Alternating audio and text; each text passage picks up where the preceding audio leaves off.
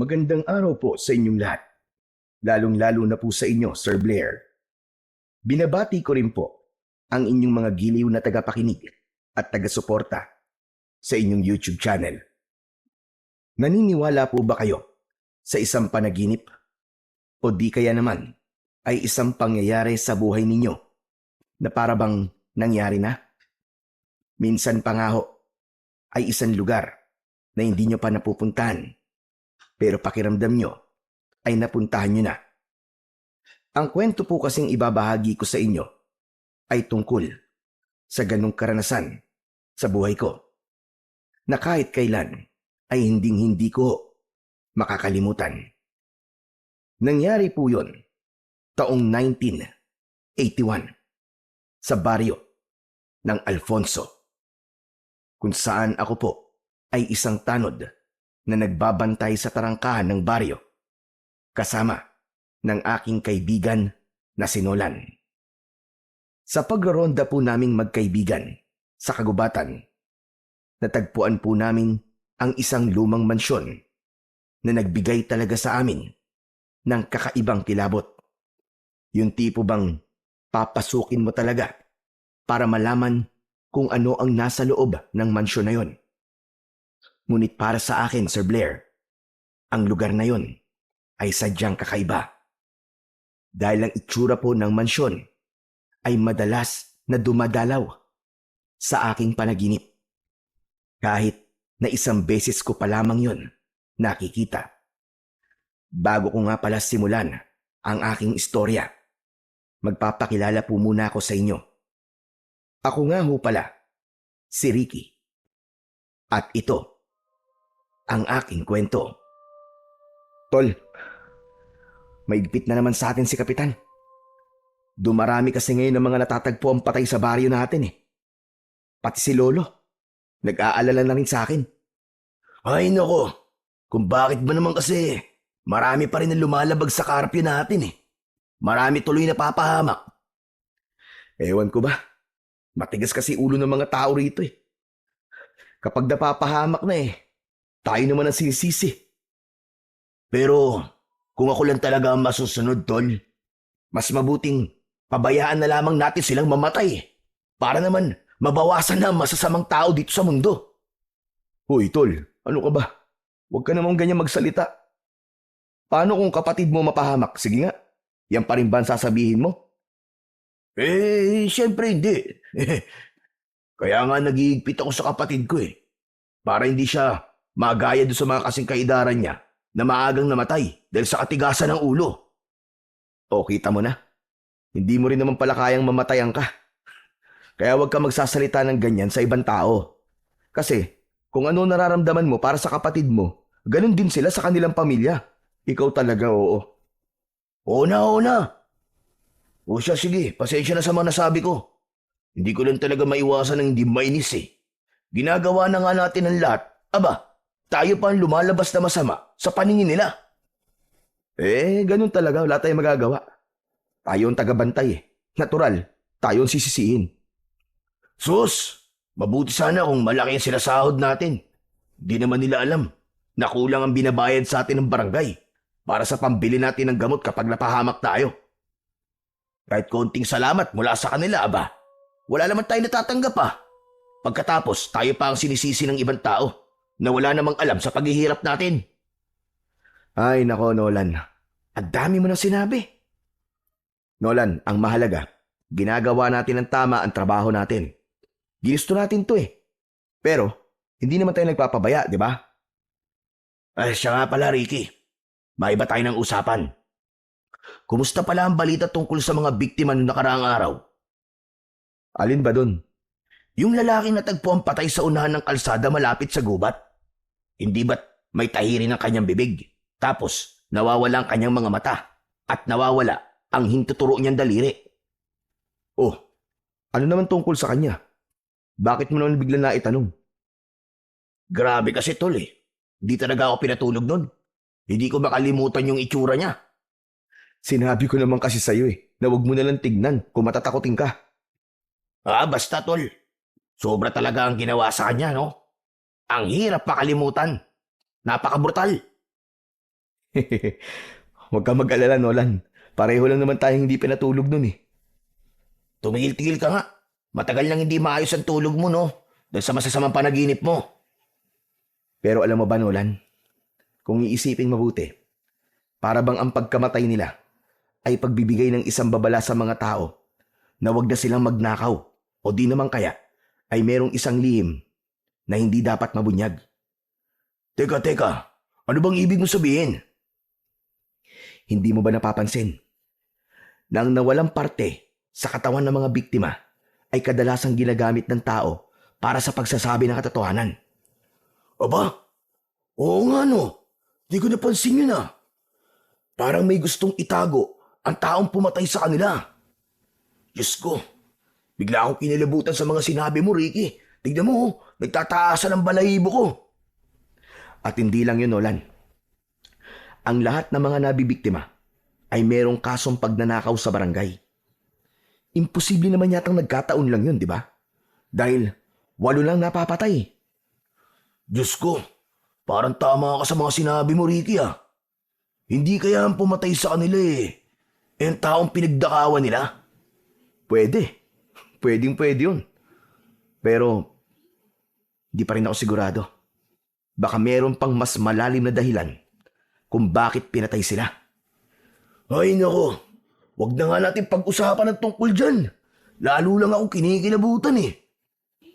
Teka, tignan mo. Sa banda ron, nagkakagulo sila. Halika, lapitan natin. Ricky, masama to. Baka may palibagong bangkay na natagpuan na naman sa lugar na yun. Pasado 9:00 na ng umaga. Pauwi na kami galing sa magdabag naming pagbabantay sa tarangkahan ng baryo. Nang madaanan namin ang pinagkakaguluhan ng mga tao. Narinig din namin ang malakas na hagulgol ng isang babaeng umiiyak. Nang malapitan namin ang kinaroroonan ng mga ito, tumambad sa aming paningin ang nakahandusay na katawan ng isang lalaki. Naliligo siya sa sarili niyang dugo. Anak ng tutya. Panibagong kaso na naman ito ng pagpatay, Ricky. Oo nga, tama ka tol. At mukhang kagabi lang to. Teka. Hindi ba't nanggaling tayo rito kagabi? Pero wala naman tayong nakitang kahinalang kilos, ah. Paano na naman kaya nakalusot to? Dismayado na naman kaming magkaibigan sa nangyaring yon sa lalaki. 5 kaming magkakasama ng gabing magronda kami roon. Pero wala talaga kaming napansing kahina-hinalang kilos ng isang tao. Kaya pagkatapos ng pangyayaring yon, natitiyak namin na maraming tao na naman ang magagalit sa amin dahil sa aming kapabayaan. Nakuyom ko na lang ang aking kamao habang pinagmamasdan ang kaawa-awang sinapit ng biktima. Mas malala ngayon, tol. Dahil pati mga mata niya tinahi na rin. Tsaka tignan mo, yung intuturo din niyang daliri, nawawala. Diyos ko, wala rin itong pinagkaiba sa mga naunang naging biktima. At hindi lang yun. Siya si Mang Paner, kilalang magnanakaw ng alahas ng mayayamang negosyante. Pero dahil marami na siya nabibiktima, hindi na natin alam kung sino sa kanila ang posibleng pumatay sa kanya. Kutob ko, ang pumapatay ay isang baliw. Hindi na kasi makatarungan ng paraan niya ng pagpatay. Habang nag-uusap kami ni Nolan, dumating naman si Mang Teban. Isa siyang mamamahayag sa baryo namin. Siya ang nagbabalita ng tungkol sa mga patayan na nagaganap sa aming baryo. Hawak lang niya ang tape recorder at nakakarating na ang balita sa buong lungsod. Sandaling tumahimik ang mga tao nang magsimulang magbalita si Kakang Teban. Isa na naman pong biktima ng pamamaslang ang natagpuan dito sa gilid ng Kakauyan sa baryo ng Alfonso. Ayon ho sa mga nakakita sa katawan, ang biktima ay kinilalang si Paner Santillan. Kilala siya bilang isang kilabot na miyembro ng Akyat Bahay Gang. Sa kasamaang palad, ang biktima ay pangsyam na sa mga natatagpuang patay sa baryo. Saglit na tumigil sa pagbabalita si Mang Teban dahil mas lumapit pa siya sa katawan ng lalaki. Saka muling nagpatuloy sa pagsasalita. Samantalang lahat ng indikasyon sa katawan ng biktima ay nagpapatunay na ito ay gawa ng isang baliw na kriminal. Patuloy na lumalakas ang kutob ng mga taga rito na may serial killer na gumagala sa gabi na siyang kumikitil sa buhay ng ating mga kababayan. Pagkatapos magbalita ni Mang Teban, dumating na ang sasakyan ng mga pulis na magdadala ng katawan sa bayan para sa iba pang mga investigasyon. Nagkatinginan kami ni Nolan. Bumukas ang pag-aalala sa kanyang muka. Anak ng tutya naman oo. Insulto na naman sa ating mga tanod na nangyari kay Mang Paner. Sinabi mo pa. Hindi na nga tayo kinakausap ng mga tao eh. Para bang tayo may kasalanan sa mga nangyari sa kanila. Kung sumunod naman sila sa karpyo, di sana boy pa sila, di ba? Parang gusto ko nang umalis sa trabaho natin, tol. Nakakapagod na. Sigurado na mas lalo maghihigpit sa atin si Kapitan ito. Tiyak na mas lalawak pa ang gubat na kailangan natin pagrondahan. Ang ipinagtataka ko lang, Nolan, halos lahat ng mga natatagpo ang patay ay malapit sa kakawyan na to. Ano sa palagay mo? Hindi ako mapalagay, Ricky. Ang alam ko, naiinis ako. Para bang pinaglalaruan tayo ng killer na yun eh. Tara na nga. Umalis na tayo sa lugar na to. Baka naghihintay na sa akin si Lolo Pino. Sermo na naman ang aabutin ko nito, panigurado. Ewan ko rin naman dyan sa lolo mo. Alam naman niya kung anong klase yung trabaho natin. Tapos maghihigpit siya sa'yo. Aba, dinaig mo pang merong asawa. Nag-iingat lang si Lolo Pino. Hayaan mo na, matanda na eh. Ipinagpatuloy namin ang paglalakad sa mabatong kalsada na yon hanggang sa maghiwalay kami ng daan ni Nolan. Maya-maya pa ay nakarating ako sa tapat ng bahay namin ni Lolo Pino. Ulila na ako sa mga magulang. Si Lolo Pino na lang ang natitira kong pamilya. Kaya naman, naiintindihan ko siya kung bakit ganun na lamang ang pag-iingat niya sa akin. Pagpasok ko sa loob ng bahay namin, nakita kong nakaupo si Lolo Pino sa bangkong gawa sa kawayan. Mabilis siyang tumayo at lumapit sa akin. Apo, aba kumusta? Ano nangyari sa pagroronda niyo kagabi? Bakit may namatay na naman daw? Hindi ko muna sinagot ang tanong sa akin ni Lolo Pino.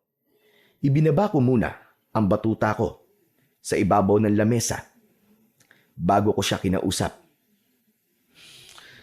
Kaya nga po, Lolo Pino hindi na po namin alam ang gagawin namin.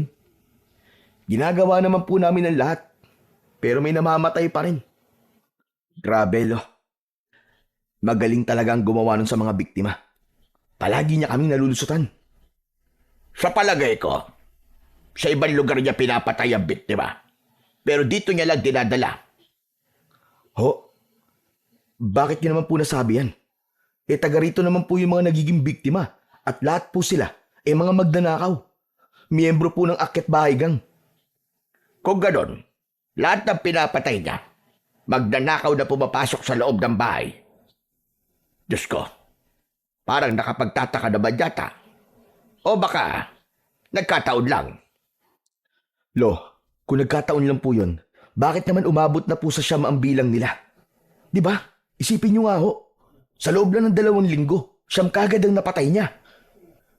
Saglit na natigilan ang aking lolo. Nagulat siya sa aking mga sinabi. Dati naman ay walang pagroronda dahil tahimik ang aming baryo. Pero nagbago ang lahat nang dumating sa aming lugar ang isang napakagandang dalaga. Magmula kasi nun ay sunod-sunod na ang pagkamatay ng mga lalaki.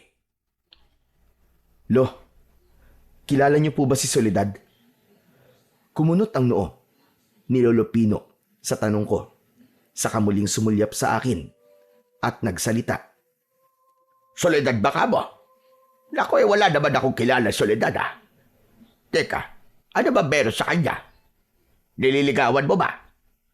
Hindi hulo. Siya po kasi yung bagong dating dito sa baryo natin. Simula po kasi nang dumating siya, Lo. Para ho bang sunod-sunod na po ang patayan sa baryo natin? Ay, nako, Ricky. Masama ang magbintang sa kapwa, lalo na kung wala kang ebidensya. Hindi ko naman po siya pinagbibintangan eh. Pinaghihinalaan pa lang ho.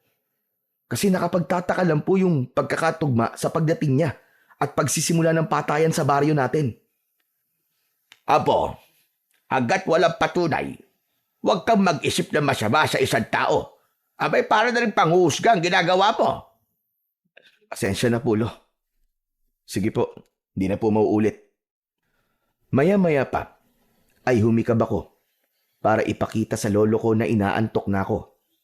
Kaya lang, ni minsan ay hindi ko naranasan ang magkaroon ng maayos na tulog. Dahil yun sa masasamang panaginip na dumadalaw sa aking pagtulog. O siya, sige. Magpahinga ka na at matulog. Babantayan na lang kita habang natutulog ka. Ganun kalaki ang sakripisyo sa akin ni Lolo Pino. Kailangan niya akong bantayan sa pagtulog. Madalas na dumadalaw sa aking panaginip ang isang nakakatakot na nilalang na nakatayo sa silid ko habang pinapatay niya ang isang babae at isang lalaki. Pagkatapos, ang kanilang puso ay dinudukot ng matanda at walang habas na nilalantakan yun sa harapan ko. Bukod pa ron, pare-pareho lamang ang itsura ng bahay sa bawat panaginip ko.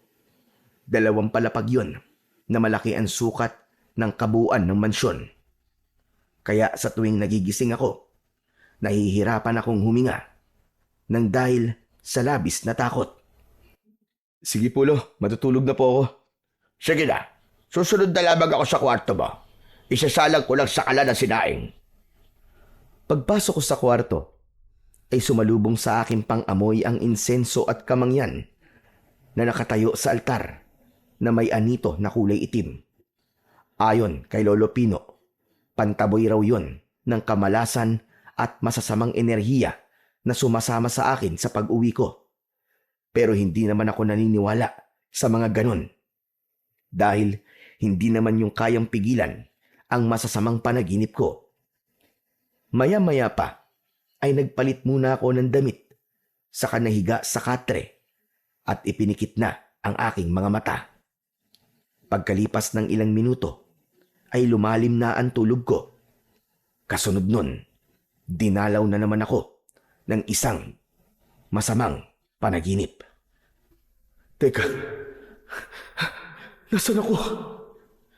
Nasaan ako? Iginala ko ang aking paningin sa paligid.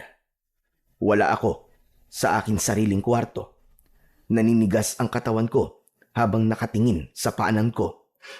Isang matandang babae ang nakita ko. Nakaupo siya sa tumba-tumbang upuan na gawa sa uway. Nagtatahi siya ng damit habang nakangisi. Mabuti naman at gising ka na. Kanina pa ako naghihintay sa iya. Ano po? Tumayo ang matandang babae at sa paglapit niya sa akin sa higaan ay inilapit niya ang karayom na merong sinulid. Tatahiin niya sana ang aking bibig nang biglang may malakas na enerhiyang humilas sa aking katawan.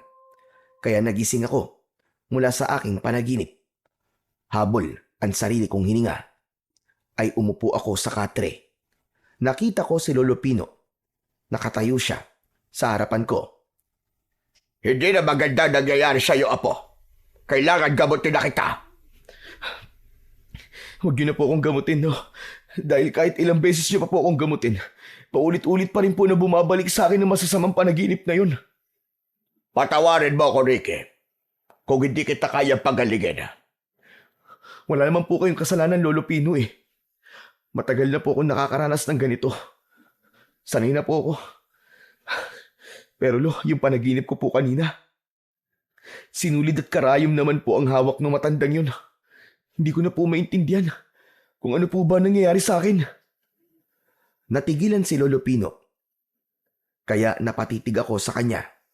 Saka ko lang napansin na marumi ang laylayan ng pantalon niya na para bang nanggaling siya sa labas ng bahay. Lo, saan po kayo nagpunta? At marumi po ang paa niyo. Nag-ikot lang ako ng pagtatawa sa palibot ng bahay para maitaboy ang masamang enerhiya. Palagi kong naririnig yun mula kay Lolo Pino. Kaya hindi na ako nagtanong. Nang mapansin ko na madilim na ang paligid, ay bumangon na ako sa katre para maligo at magpalit na ng damit. Duty ko na naman ng gabing yon. Kaya pagkatapos kong maghanda, ay umalis na ako at nagpunta sa tarangkahan ng baryo. Nadatnan ko na roon sina Bernie, Nolan, Zoren at Lito na naghihintay sa akin. Oras na naman yon ng pagroronda namin. Pero bago kami magronda, ay siniguro muna namin na maayos na nakakapasok ang mga taong nagtatrabaho sa labas ng baryo. Grabe! Ang tagal mo naman, tol. Dapat nandito ka na kanina pa. Wala, pasensya ka na, tol. Napasarap yung tulog ko eh.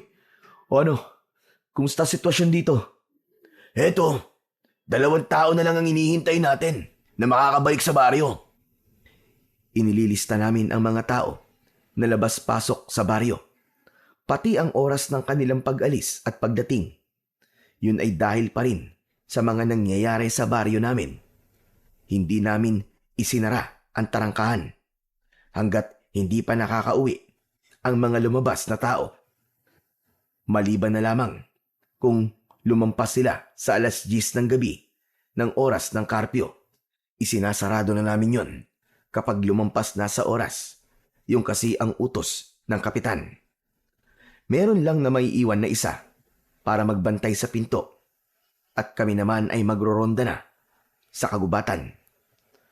2 kaming pangkat sa pagroronda. 1 pangkat ni kapitan at pangkat naming mga tanod.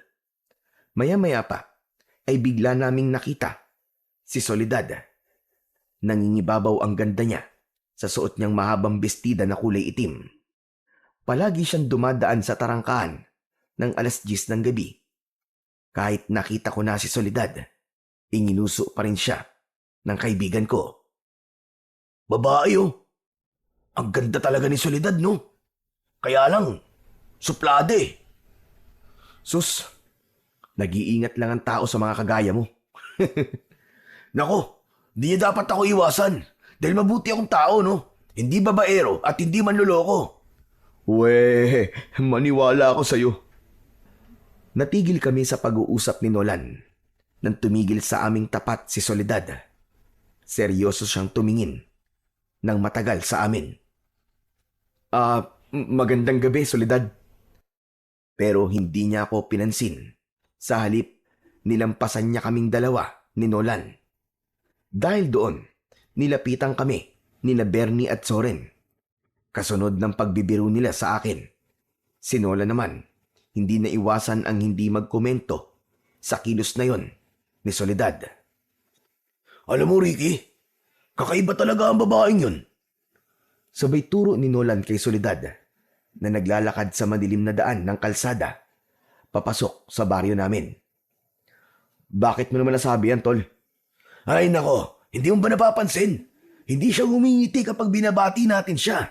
Hindi rin siya nagsasalita. Ikaw talaga, puro ka namang kalokohan eh.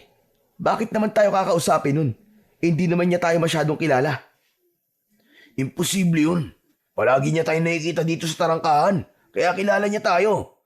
Tsaka, sa tuwing dumaraan siya rito, palagi siyang tumitingin sa'yo. Pero, hindi naman siya nagsasalita. Sumingit naman sa usapan namin si Zoren. At sinabi niya na baka raw nahihiyang magsabi sa akin si Soledad dahil naroon daw ang mga kaibigan ko. Kaya ang kaninang mahinang pagkantyaw nila sa akin ay nauwi sa malakas na tawanan. Hoy, ano ba kayo? Tumigil na nga kayo. Magsimula na tayo magtrabaho. Nang matapos ang oras namin sa pagbabantay, ay isinara na namin ang tarangkahan ng baryo. Nagronda kami sa kagubatan na halos paulit-ulit naming nilibot ang buong Kakahuyan. Pagsapit naman ng 4:00 ng madaling araw, ay nagpasya na kaming umuwi sa bahay. Dahil katulad ng dati, wala na naman kaming nakitang kahina-hinalang kilos sa paligid. Ngunit pag-uwi namin, kasama sina Zoren, Lito, Bernie at Nolan, natigilan kami. Isang bangkay na naman ang nakita namin na nakahandusay sa daan. Isang babae, kagaya na nangyari sa mga naunang biktima. Tinahirin ang bibig nito, butas ang mata, at wala na ang hintuturong daliri. Hayop talaga! Meron na namang pinatay! Hindi na ba tayo tatantanan ng serial killer na yon? Pambihira. Pati babae pinatay niya. Wala talaga siyang awa.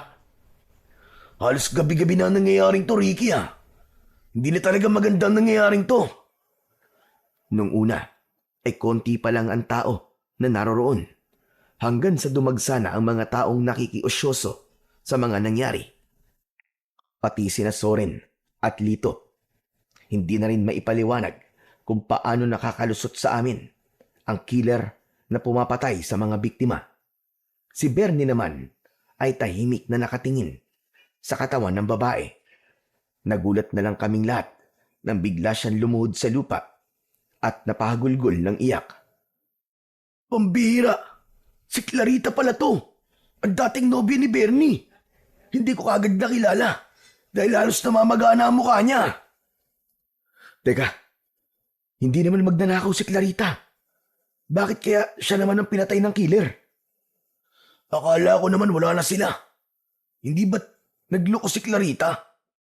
Bakit niya pala iiyakan ng walang kwentang babae na yan? Huwag kang magsalita ng ganyan, Nolan. To si Raulo to.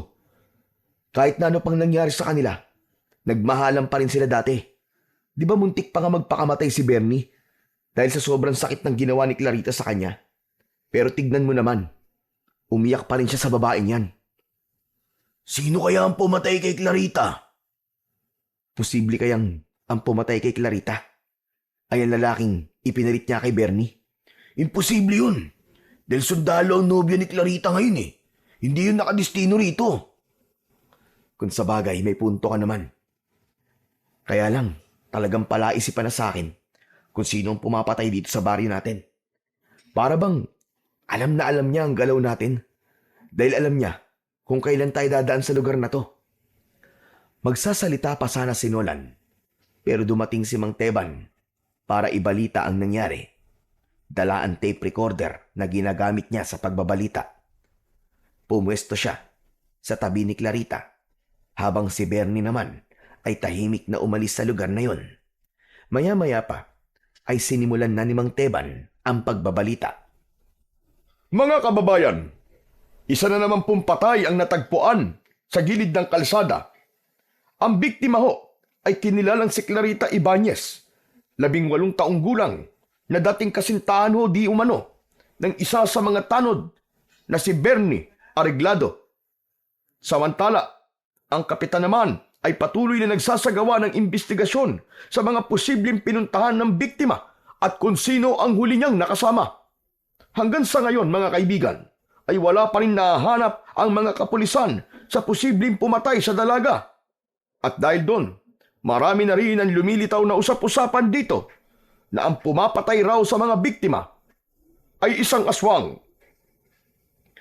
Nang marinig ko ang sinabi ni Mang Teban, ay bigla akong natigilan at napatingin kay Nolan. Nagulat kami sa sinabing yon ng mamamahayag. Teka, aswang? Bambira, para naman yatang hindi yung kapani-paniwala. Mas lalo lamang niyang ginugulo ang isip ng mga tao eh. Huwag mo nalang pansinin ang sinabi niya, Nolan. Baka marinig ka pa, magalit yan sa'yo. Sige ka. Hindi ako nagkamali. Dahil hindi namin namalayan na nakalapit na pala siya sa tabi namin. Biglang namutla si Nolan nang tumingin si Mang Teban sa likod niya. Teka, tama ba narinig ko? Pinag-uusapan niyo ako?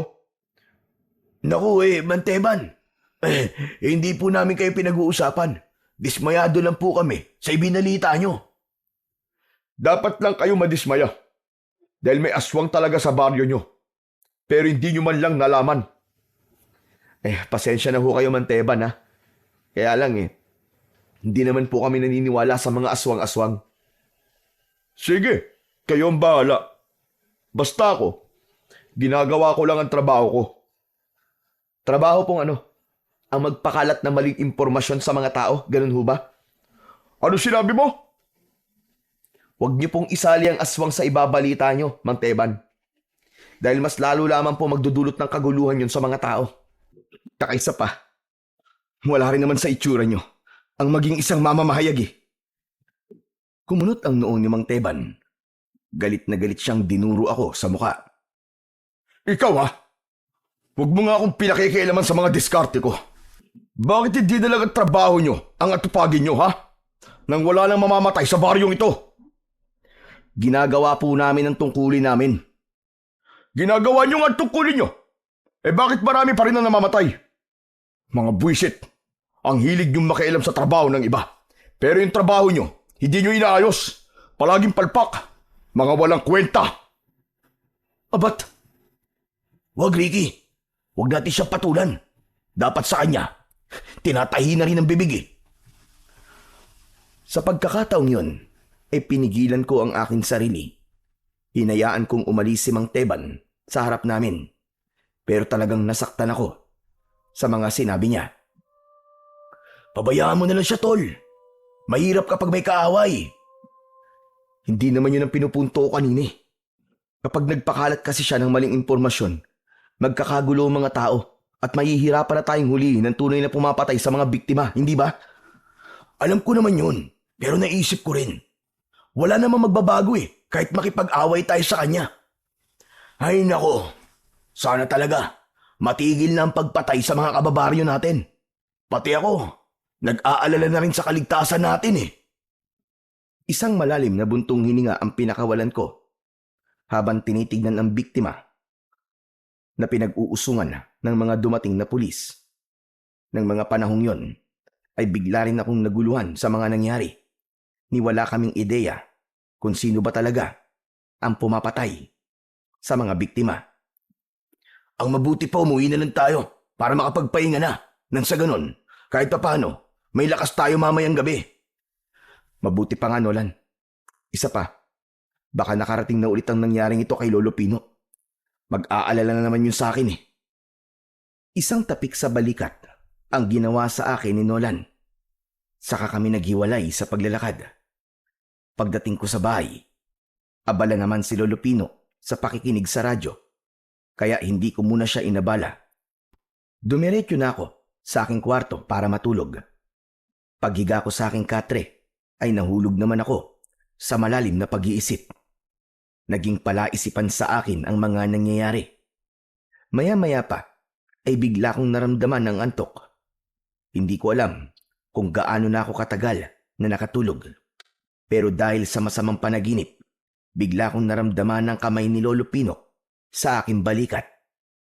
Hanggang sa ginising niya ako. Ricky apo, gumising ka. Nananaginip ka na naman. Natatandaan ko, nakita ko sa panaginip ko ang isang mansyon sa gitna ng kakawian. Walang ilaw yon, ngunit nararamdaman ko na parabang hinihila ako na pumasok sa loob nun. Kaya naman, isang malalim na buntong hininga ang pinakawalan ko. Pagkatapos ay bumangon ako at naupo sa katre. Ganun pa rin ba panaginip mo? Ay nako, mukha yatang napapadalas na mga panaginip mo, apo. Tama po kayo, Lolo Pino. At lahat ng yun, halos pare-pareho lamang po ng eksena. Isang mansyon na nakatayo sa kakawian ang palaging lumalabas po sa panaginip ko. At nakakaramdam po ako ng labis na takot, Lo.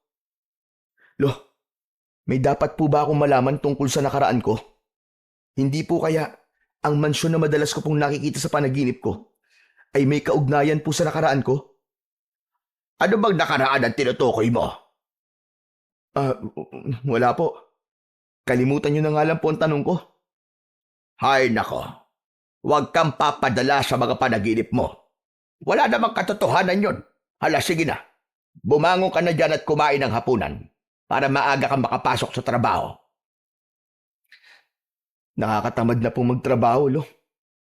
Wala naman pong nangyayari sa pagroronda namin eh. Huwag kang tamarin, Ricky.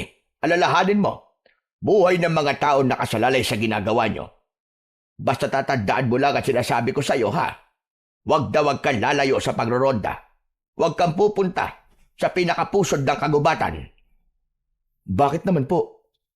Marami ang mababangis na hayop sa lugar na yon. Kaya nga palagi ko sinasabi, hindi lang dapat puro batuta na lamang ang dala nyo. Dapat may sandata rin kayo na magagamit laban sa kanila. May dala naman po akong kutsilyo eh. Sapat na po siguro yun. Ikaw ang bahala. Basta mga ibiniling ko sa'yo, palagi mong tatandaan. Tumango ako bilang tugon sa mga sinabi ng lolo ko. Pagkatapos kong kumain ay umalis na rin ako para bumalik sa trabaho. Nadatnan ko si Kapitan na kinakausap ang mga kasama ko. Lumapit naman sa akin si Nolan. O tol, bakit ngayon ka lang? Kanina ka pang hinahanap ni Kapitan. Bakit daw? Nagmamadali akong lumapit kay Kapitan. Umarap siya sa akin at kinausap niya ako. Sinabi niya, sa pusod daw kami ng kagubatan magroronda, kaya kakailanganin daw namin ang mga sibat. Nag-alala ko dahil yun pa naman ang unang ibinilin sa akin ni Lolo Pino. Pambihira namang kamalasan to. Bakit pare? Katatapos lang namin mag-usap ni Lolo Pino kanina eh. Ayaw niya ako magpunta sa gitna ng kagubatan eh.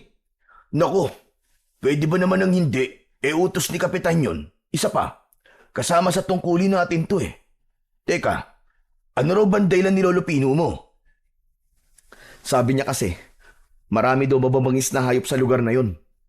Tol, kapag marami naman tayo, hindi makakalapit sa atin ang mababangis na hayop.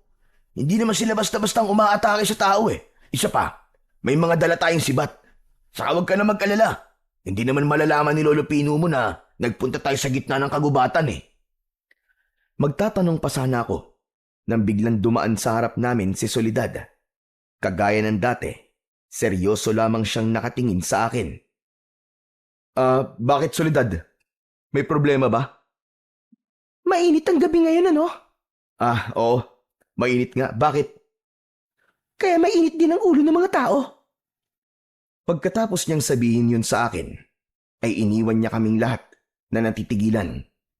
Nahabol namin siya ng tanaw habang nagtataka na napapatingin kami sa isa't isa.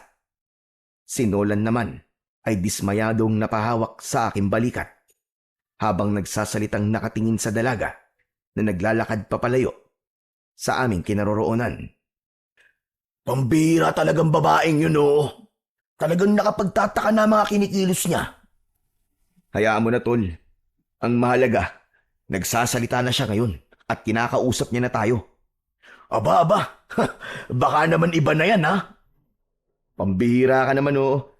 Pati ba naman si Soledad, pag-iisipan mo pa? Ngumisi ng nakakaloko si Nolan habang pasulyap-sulyap sa akin. Kaya minabuti ko na lang na ibaling ang aming pinag-uusapan sa gagawin naming pagroronda sa gubat. Nagsimula na kaming maglakad at tinahak ang daan papunta sa kagubatan. Dala namin ang sulo, sibat at batuta. Habang tinatahak namin ang daan, ay hindi ko maiwasan na hindi pag-usapan ang tungkol kay Lolo Pino. Hindi naman niya siguro malalaman na nagpunta tayo sa pusod ng kagubatan, no? Ano bang inaalala mo? Kasama naman to sa trabaho natin, di ba? Kaya nga, pero ito kasi ang unang beses na maglilihim ako kay Lolo Pino. Hayaan mo na, tol. Di kapag nagtanong siya sa'yo, saka mo ipagtapat sa kanya na nagpunta tayo rito. Ganun lang kasimple yun.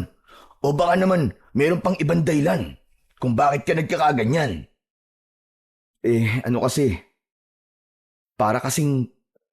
Ewan. Basta parang nangyari na to eh. Ano? Ayan ka na naman sa mga paganyan-ganyan mo eh. Paano mo naman nasabi na nangyari na to? Ngayon lang naman tayo nagpunta rito. Pambihira ka naman talaga, oo. Di kita maintindihan eh. Hindi ba't alam mo naman ang tungkol sa sakit ko kapag natutulog ako? Pare, ganitong-ganito rin na nangyari sa akin. Tapos, Kapag nakarating na tayo sa malayong kagubatan, makakakita tayo rito ng isang malaking mansyon sa gitna ng kakauyan. Halos manlaki ang mga mata namin ni Nolan nang hindi ko pa natatapos ang aking sasabihin dahil ang malaking mansyon ay nasa harap na namin. Ganon din ang mga kasama namin na sina Bernie, Lito at Soren. Lahat sila namangha sa itsura ng lumang mansyon. Anak ng, nakakapangilabot naman ng kwento mo, Ricky. Pinag-uusapan pa lang natin. Tapos ito na. Paano nangyari yun? Kung nagulat si Nolan, mas nagulat ako ng mga sandaling yon. Hindi ako makapagsalita nang pinagmamasdan ko ang itsura ng mansyon. Nagsipagtaasan ang mga balahibo ko sa katawan. Bumundol ang kaba sa aking dibdib. Wala kasi yung pinagkaiba sa mansyon na nasa panaginip ko. Tol, tama ka. Yung itsura ng mansyon na madalas mong ikinikwento sa akin, kawig na kawig ng mansyon na yan. Pero, paano nangyari yun? Diyos ko, kahit nga ako hindi makapaniwala na may ganyan talagang mansyon sa gitna ng kakauyan. Kaya pala sabi ko kanina parang nangyari na to eh. Pare, nagkakatotoo na yata ang panaginip ko. Teka, sandali lang ha. Pati ako naguguluhan sa mga nangyayari. Ganito, baka naman nanggaling ka na talaga rito. Hindi, Nolan. Hindi, maniwala ka. Nagsasabi ako ng totoo. Kahit nga ako naguguluhan din eh. Lumapit sa amin sina Soren, Bernie at Lito nang mapansin ng mga ito ang pagkabalisa namin ni Nolan. Ayon sa kanila, ay nagsipagtaasan daw ang kanilang mga balahibo sa katawan dahil sa aming mga pinag-uusapan. At habang nakatayo kami sa labas ng gate ng mansyon, nakita namin ang mga paniki na lumilipad sa itaas ng bubong nito. Habang sa likod nun ay kita namin ang bilog na buwan. Pero higit sa lahat, walang ilaw ang buong mansyon. Walang indikasyong may nakatira doon. Kaya naman, iniwan namin ang aming mga sibat at dinala lang namin ay ang batuta at sulo. Kung hindi ako nagkakamali, may 4 na kwarto ang mansyon na yan. 2 balkonahe sa taas at ibaba. Sa pangalawang palapag, merong isang silid. At sa loob nun, merong isang bangkong tumba-tumba. Sa katabi nun, may lumang aparador. Ano kaya kung pasukin natin para malaman natin kung totoo nga ang mga nakikita mo sa panaginip mo, Ricky? Seryoso akong napatingin sa aking kaibigan. Ganon din na mga kasama namin na sumang-ayon sa gustong gawin ni Nolan. Sigurado ba kayo na gagawin natin to? Baka nakakalimutan nyo. Pagroronda ang sinadya natin sa gubat na to. Pero malay mo naman, kung nandito ang kasagutan sa lahat ng mga katanungan natin tungkol sa totoong dahilan ng pagkamatay ng mga tao, di ba? Isa pa, baka masagot na rin ang mga tanong mo, Ricky, tungkol sa panaginip mo. Dahil sa mga sinabing yon ni Nolan, bigla kong naisip na gawin ang sinabi niya. Pumayag ako sa balak niyang pagpasok sa mansyon. Kaya maingat naming pinasok ang malaking gate na gawa sa bakal. Sa pagpasok pa lang namin, ay bigla na akong nakaramdam ng takot. Kakaiba ang bigat na nararamdaman ko. Pati ang itsura ng bakuran. Walang pinagkaiba sa itsura ng panaginip ko. Kaya mas lalo akong naging interesado na mapasok ang loob ng mansyon. Habang papalapit kami, sa pintuan ay pabilis ng pabilis ang tibok ng puso ko. Pakiramdam ko ng mga sandaling yon ay hindi na ako humihinga dahil sa labis na pag-aalala. Maya-maya pa ay tumambad sa aming paningin ang nakasaradong pintuan. Nolan, sige na. Ikaw na magbukas ng pintuan. Total, sanay ka naman sa mga kandado eh. Ano ka ba naman, Ricky? Ikaw na ang gumawa, di ba, sa panaginip mo. Dapat alam mo kung paano buksan yan. Si Bernie na ang nagpresinta na magbukas ng pintuan. Ngunit nang makita niya, nakakaiba ang lock ng pinto, umatras siya at itinuro sa akin ang pagbukas. Kaya wala na akong nagawa, kundi ako na ang gumawa nun. Gamit ang maliit kong kutsilyo, ay sinimulan kong sirain yon. Si Nola naman, ay pinagmasdan lang ako sa ginagawa ko. Teka, Tama kaya tong ginagawa natin? Bakit hindi magiging tama? Aalamin lang naman natin kung ano ba ang itsura ng loob ng mansyon. Wala naman tayong pakikialaman sa loob niyan. Nag-aalala ako eh. Paano? Kung may nakatira pala dito. Pambihira ka naman oh. Nakita mo naman di ba, nakasarado ang pinto. Ibig sabihin nun, walang nakatira dyan. Isa pa akala ko ba? Nasa panaginip mo ang mansyon na to. Pagkakataon mo na to, tol, na masagot ang mga katanungan mo. Oo nga. Pero hindi kasama sa panaginip ko na magbubukas ako ng pintuan na to. Pambihira naman oo. Walang pinagkaiba to sa pagdanakaw eh. Ayaw mo nun, malalaman natin kung bakit pinapatay ang mga magdanakaw. Di ba? Kasi akala niya magdanakaw tayo eh. Pero sa dami natin to, imposible na masaktan niya tayo.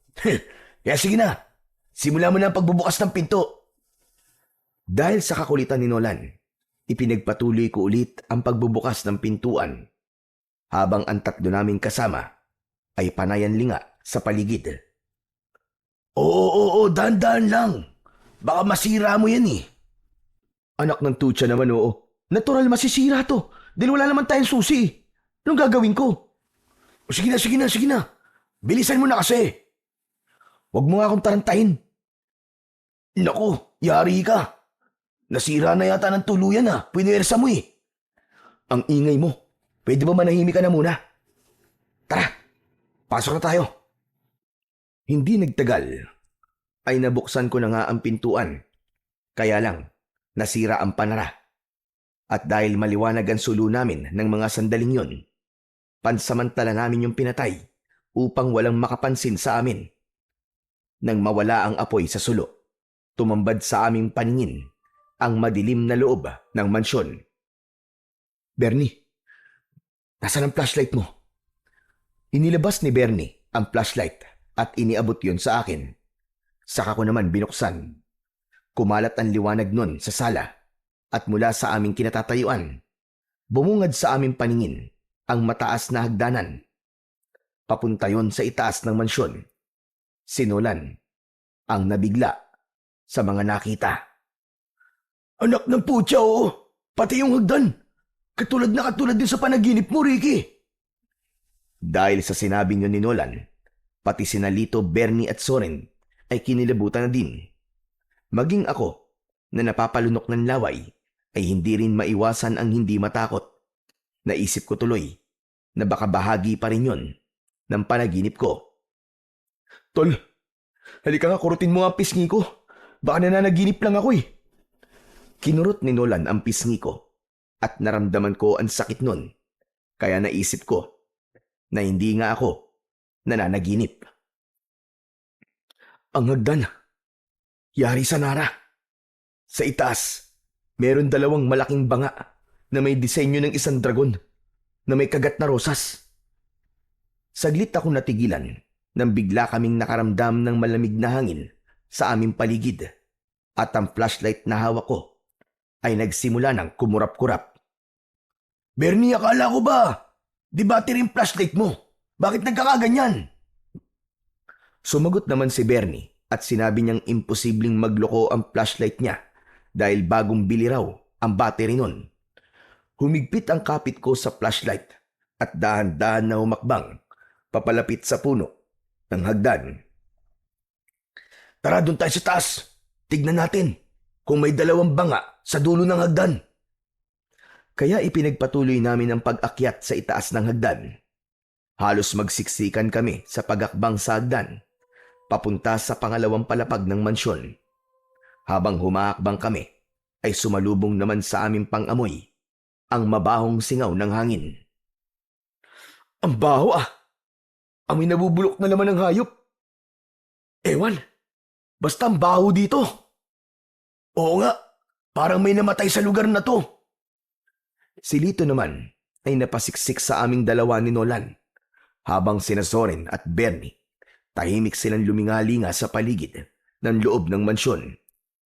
Pagtaas namin at makarating kami sa dulo ng hagdan, tumambad sa aming lima ang dalawang banga na binanggit ko kanina, kaya napasigaw ang mga kasama ko dahil sa takot.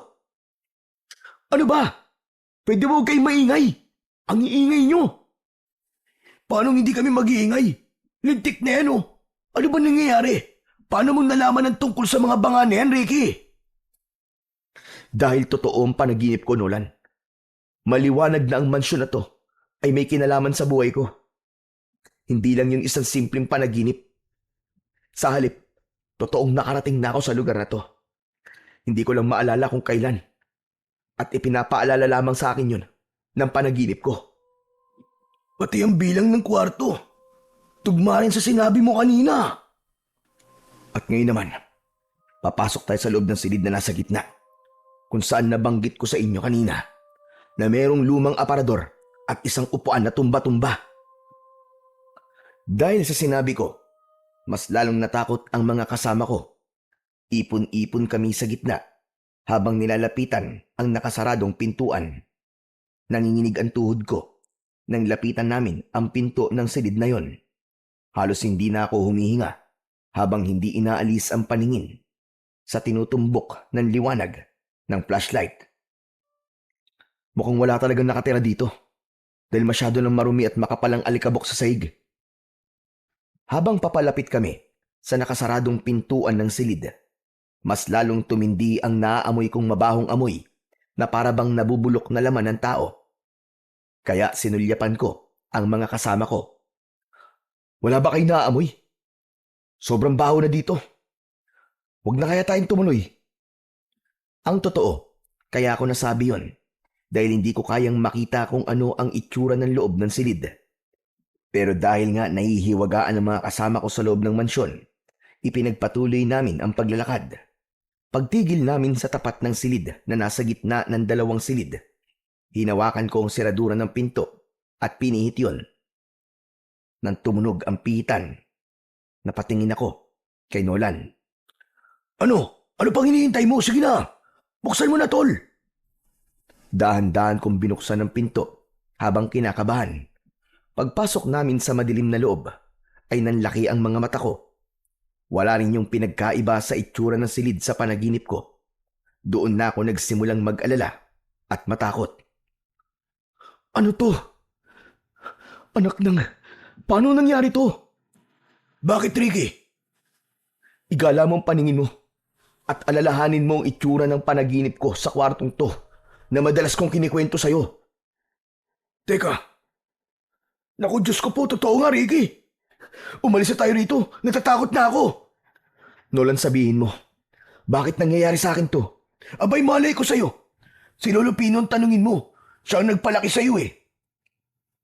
Isang tumba-tumbang bangko, isang lumang aparador at isang kama. Lahat ng itsura, pati kulay, ay katulad na katulad sa mga nakita ko sa panaginip ko. Teka, bakit lumalapit ka sa aparador, Ricky? Huy, Ricky, anong gagawin mo? Hindi ko sinagot si Nolan. Kahit natatakot na ako, gusto kong malaman kung ano ang laman ng aparador na yon. Madalas kong makita ang isang matandang babae na may kinukuha sa loob nun. Dala ng kuryosidad at pagpapadala sa bugso ng aking damdamin, binuksan ko yun. Sa pagsalubong ng alikabok sa aking pangamoy, bumungad sa aking paningin ang maraming iba't ibang kulay na sinulid. Sa pinto naman ng aparador, may karayom, gunting at tela. Ano mga yan? Teka, hindi ba't kakulay sila ng mga sinulid na ginagamit sa pagtahi sa bibig at mata ng mga biktima? Napansin mo ba? Nanginginig ang aking mga kamay nang dumako ang aking paningin sa mga garapon na nasa istante ng aparador. Sa pagkakataong yun, napaupo ako sa sahig at lalong nagkagulo kami sa loob ng kwartong yun. Mga hintuturo ng daliri na nakababad sa dilaw na likido. Bawat garapon may numero at pangalan. Sa kabilang istante, nakahilera naman ng mga payat na bote. Nasa loob ng bote ang isang pares ng mga mata ng tao, nakalutang sa kulay pulang likido. Ano ba yan? Bakit may ganyan dito? Lintik na! Bahay ng killer ang napasok natin! Kung killer ang nakatira dito, anong kaugnayan ng mansyon na to sa panaginip ko? Sa palagay ko, hindi natin yan dapat pinag-uusapan dito. Kailangan na nating umalis dito. Nasa panganib tayo mga tol! Dahil sa takot ay nagsimula na kaming magkagulo. Nataranta sina Soren at Bernie. Gusto lang nilang umalis. Kaya naman, mabilis kong isinara ang pinto ng aparador. Ngunit bago kami lumabas ng kwarto, nabaling ang aking atensyon sa isang maliit na libro na nakaipit sa bangkong tumba-tumba. Kaya mabilis ko yung kinuha at isinuksok sa aking bewang. Saka mabilis na tumakbo palabas ng silid. Mabilis din kaming nakababa sa hagdan. Ngunit biglang lumakas ang malamig na ihip ng hangin. Nagbukas sarado ang pintuan at mga bintana. Kasabay nun, ang pagsara ng tuluyan ng lahat ng aming madadaanan. Nagkagulo kaming lahat. Nagsisisigaw dahil sa takot. Diyos ko, paano na to? Anong gagawin natin? Nakulong tayo sa loob! Diyos ko, may kakaibang nangyayari sa paligid na to. Sa tingin ko, nasa panganib tayo. Umanda kayo. Maaaring nasa paligid natin ang nilalang na nakatira sa mansyon na to. Maya-maya pa ay tumigil ang malakas na hangin at nagkaroon ng konting liwanag sa itaas ng hagdan. Lahat kami ay napatingin sa puno ng hagdan. Nakita namin ang nilalang na dahan-dahan bumababa sa hagdan. Humigpit ang kapit ko sa batuta at flashlight nang makita ang itsura ng nilalang. Ricky! Ricky, aswang! May aswang na bumababa sa hagdan! Mas lalong lumakas ang tawa ng nilalang habang ang kanyang bibig ay nakanganga na tumutulo pa ang malapot niyang laway. Mahaba ang kanyang kulay itim na bestida habang ang kanyang muka ay naaagnas na. Ikinumpas niya ang kanyang kamay na may hawak na sinulid at karayom. Puro itim lang ang kulay ng kanyang mga mata habang ang braso ay nilalabasan ng uod sa balat at laman. Nang mga sandaling yon, ayaw na rin gumana ng isip ko. Masyado kong nagulat sa mga nakikita ko. Ang lakas ng loob niyong pasukin ang mansyon ko. Mukhang hindi niyo nalalaman na ang mansyon na ito ay sa akin lamang. At ang lahat na pumapasok sa lugar na ito ay hindi na nakakalabas ng buhay. Kung ganun, ikaw palang pumapatay sa mga tao sa baryong to!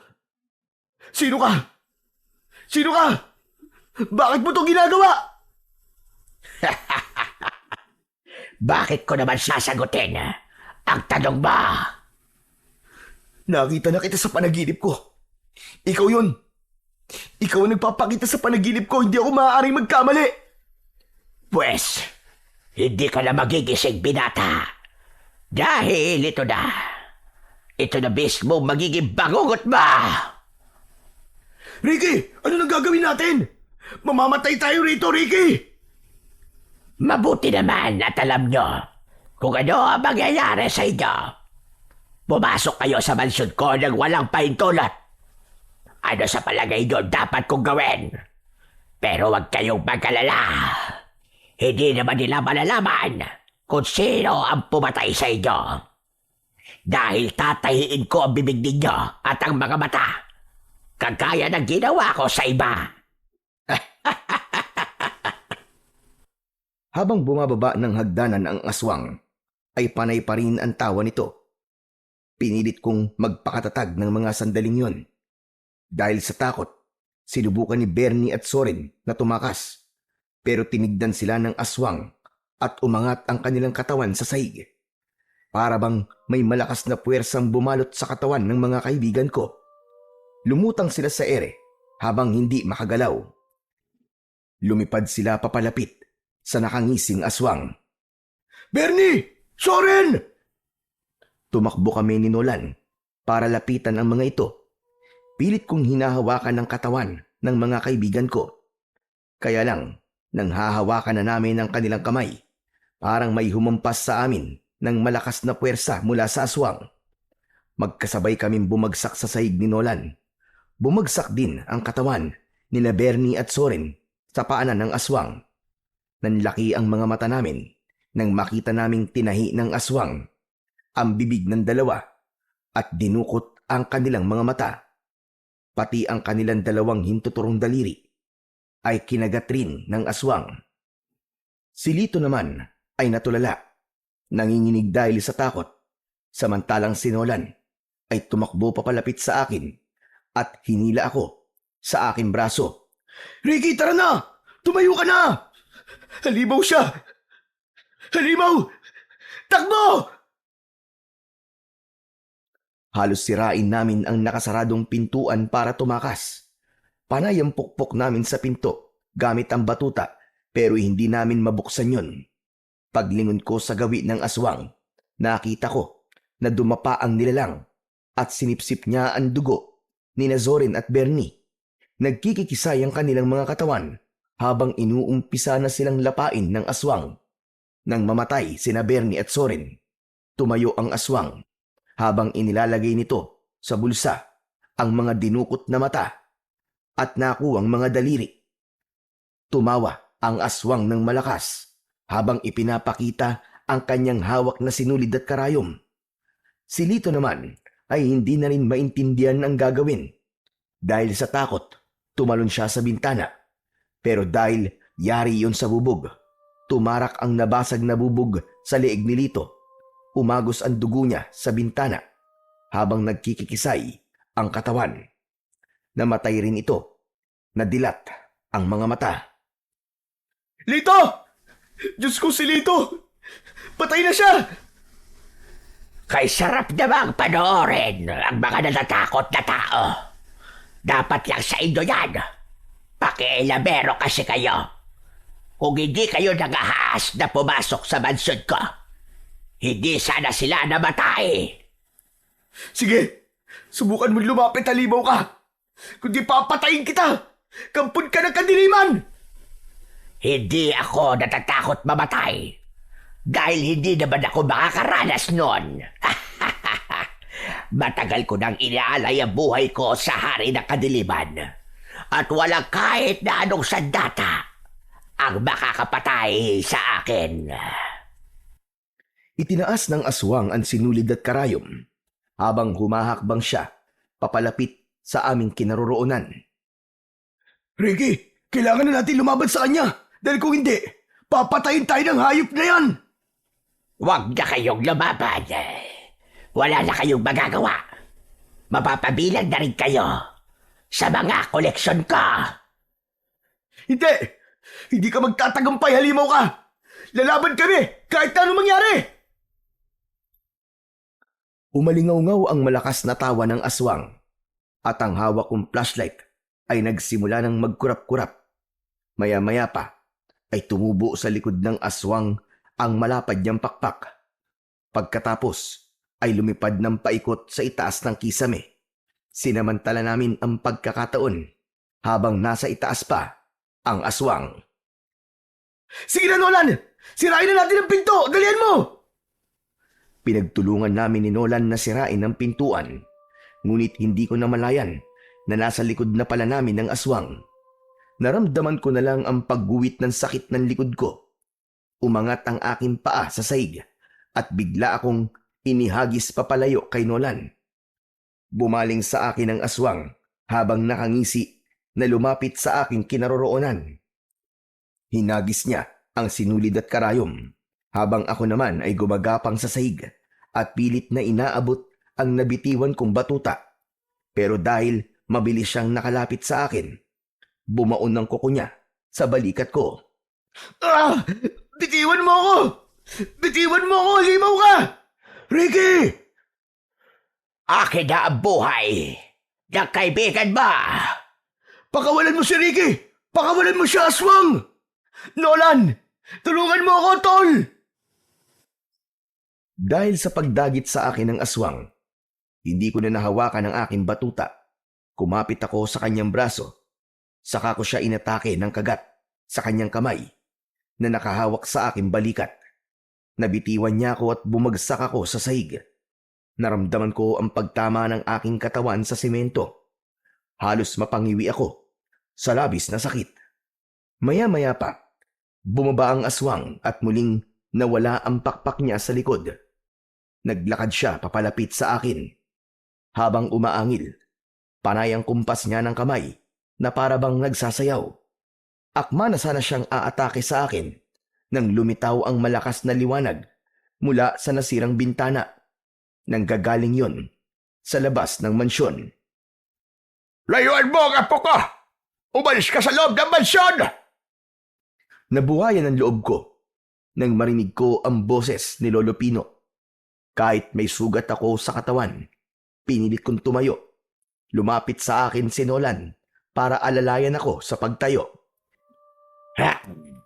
Huwag kang makialam dito. Hindi mo naman ako kayang pigilan.